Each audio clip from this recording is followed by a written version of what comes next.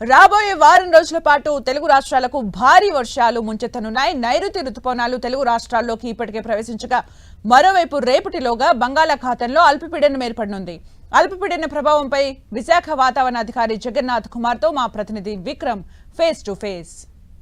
తెలుగు రాష్ట్రాల ప్రజలు అదేవిధంగా ముఖ్యంగా రైతాంగం ఎప్పుడెప్పుడు అని ఎదురు చూస్తున్నటువంటి నైరుతి రుతుపవనాలు తెలుగు రాష్ట్రాల్లోకి ప్రవేశించినటువంటి పరిస్థితి నెలకొంది. అయితే ఈ రుతుపవనాల తాలూకా కదలికలు ఎలా ఉండబోతున్నాయి, వర్షాలు ఏ రకమైన పరిస్థితుల్లో కురిసే అవకాశం ఉంటుంది అనేది మనతో మాట్లాడడానికి విశాఖ వాతావరణ కేంద్ర అధికారి జగన్నాథ్ కుమార్ ఉన్నారు. ఆయనతో మాట్లాడడం. సో చెప్పండి, ఈ రుతుపవనాలు తెలుగు రాష్ట్రాల్లోకి ప్రవేశించాయని ప్రకటించిన నేపథ్యంలో ఎక్కడ ఇవి తెలుగు రాష్ట్రాల్లో ప్రవేశించాయి, ఎలా ఉండబోతున్నాయి వర్షాలు జరుగుతున్నాయి? ఒకటి 24వ తేదీన కేరళ తీరాన్ని తాకిన నైరుతి రుతుపవనాలు గత 2 రోజులుగా ఉత్తర దిశకు పురోగమిస్తూ ఈరోజు బొంబాయి, పూణే, షోలాపూర్, కాలాబుర్గి, మహబూబ్నగర్ మరియు కావలి వరకు, ఇంకా ఈశాన్య రాష్ట్రాల్లో అగర్తల, గోల్పాడ వరకు చేరుకున్నాయి. దీన్నే నార్థన్ లిమిట్ ఆఫ్ మాన్సూన్ ద్వారా సూచిస్తాము. ఈ యొక్క రేఖ ఉన్న చోట వరకు మాన్సూన్స్ లేదా నైరుతి రుతుపవనాల పురోగమనం జరిగింది.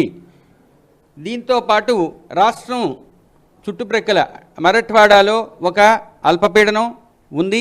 ఆ అల్పపీడనానికి అనుబంధంగా ఒక ఉపరితల ఆవర్తనం కొనసాగుతుంది.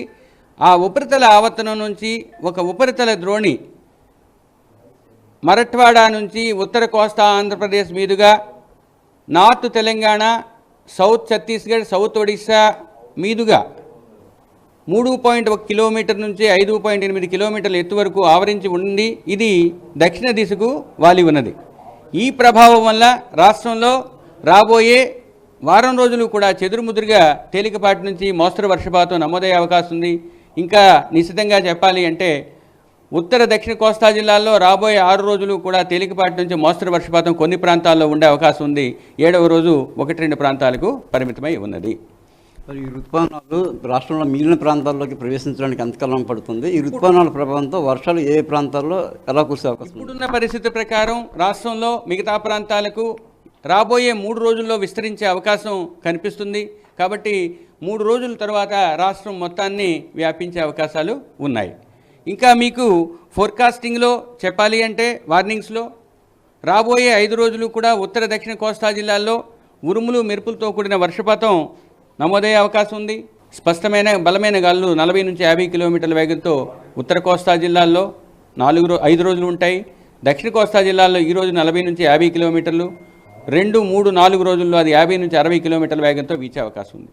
ఇంకా అతి ముఖ్యమైన విషయం, హెవీ రెయిన్ఫాల్ లేదా భారీ వర్షం ఉత్తర కోస్తా జిల్లాల్లో రాబోయే 4 రోజులు ఉండే అవకాశం ఉంది. 1-2 చోట్ల దక్షిణ కోస్తా జిల్లాల్లో ఈరోజు, ఎల్లుండి, ఆ మరుసటి రోజు కూడా 1-2 చోట్ల భారీ వర్షపాతం నమోదయ్యే అవకాశం ఉంది. ముఖ్యంగా జిల్లాలు ఈరోజు అనకాపల్లి, కాకినాడ, కోనసీమ, తూర్పుగోదావరి, అల్లూరి సీతారామరాజు జిల్లాల్లో 1-2 చోట్ల భారీ వర్షపాతం.